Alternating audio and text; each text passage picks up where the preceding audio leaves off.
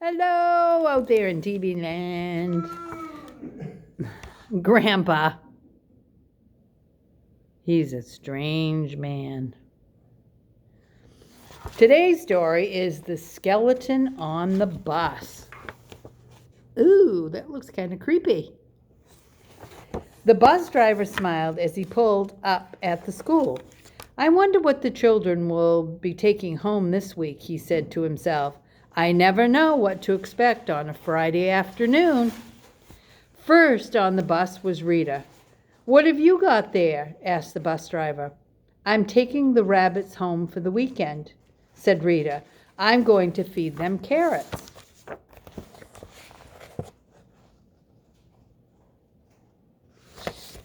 Mimi's bunny's out by her house. They like green grass and flowers. I'm taking the chickens home, said Charlie. I'm going to feed them corn. I'm taking the mice, said Mike. I'm going to feed them cheese. Then the bus driver saw Sam. Oh no, he said.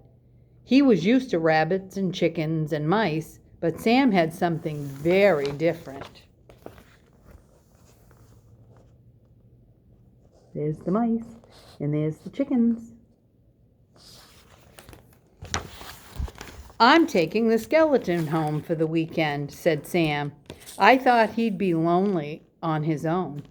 Well, you won't have to feed him much, laughed the bus driver. Now take your seat, please, everyone.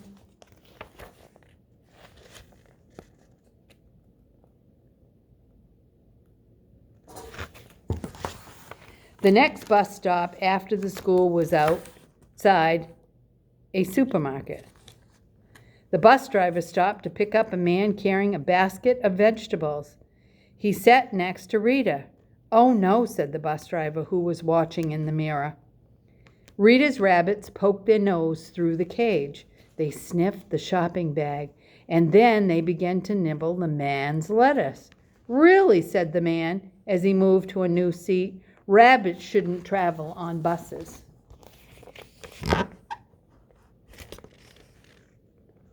Look at them, they're eating the lettuce. Next, the bus stopped to pick up a lady who was wearing a soft, fluffy sweater. She sat next to Charlie. Oh no, said the bus driver. The soft, fluffy sweater reminded the chickens of their mother, and they tried to snuggle into it. Really, said the lady, chickens should not be traveling on the bus. There they are on her shoulder. Then the bus stopped to pick up a man who was carrying some bread. He sat next to Mike. Oh no, said the bus driver. Mike's mice sniffed the bread and then they began to nibble it. Really, said the man, mice should not be traveling on the bus.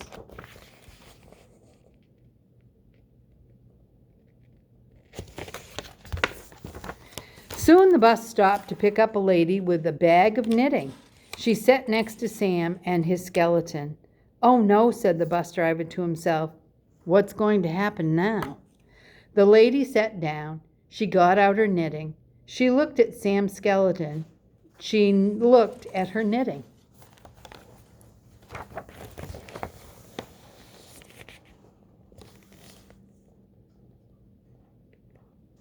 Wonder what she's going to do. Then she said to Sam, do you mind if I measure this against your friend? He's just the same size as my husband. Sam held the skeleton's arms out. The lady put her knitting around the skeleton's shoulder. Just right, she said, thank you.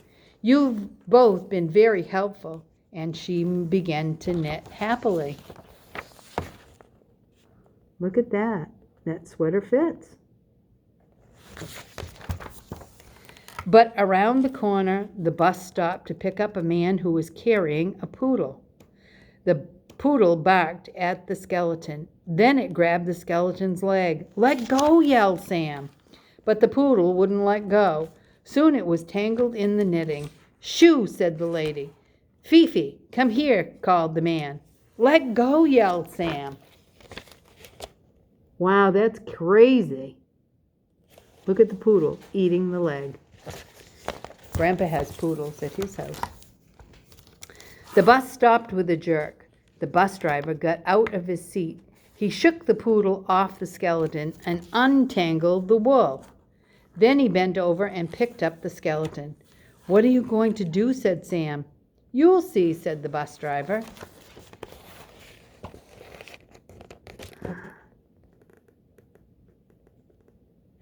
Wonder what he's going to do. He set the skeleton in the front seat and clicked on the seat belt. "There, I've had enough trouble on this bus for one day. Now sit still." Sam's bus stop was the last one. The bus driver carried the skeleton down the stairs and sighed, "Goodbye, Sam. I'll see you and your friend on Monday."